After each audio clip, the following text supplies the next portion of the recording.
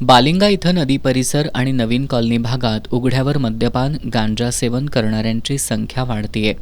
नशेबाज इथून ये जा करणाऱ्यांना अडवून शिवीगाळ करतात.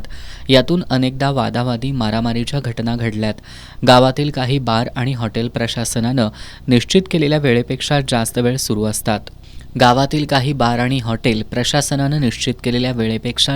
सुरू असतात. या घटनांमुळे नागरिकांना नाहक त्रास सहन करावा लागतोय. त्यामुळे अशा मद्यपी टोळक्यांवर कारवाई करावी अशी मागणी मनसेच्या वतीनं करण्यात आली आहे. करवीर पोलीस ठाण्याचे उपनिरीक्षक विनायक सपाटे यांना या मागणीचं निवेदन देण्यात आलं. मद्यपींमुळे महिला आणि शालेय विद्यार्थ्यांना या भागातून ये जा करताना असुरक्षित वाटत असल्यामुळं या परिसरात दिवसरात्र पोलिसांची गस्त वाढवावी, उघड्यावर नशा करणाऱ्यांवर तात्काळ गुन्हे दाखल करावेत, गांजा विक्री करणाऱ्या मुख्य सूत्रधारांवर कडक कारवाई करावी, तसंच नियमांचं उल्लंघन करणाऱ्या हॉटेल आणि बार चालकांचे परवाने रद्द करावेत, अशा मागण्या निवेदनात करण्यात आल्यात.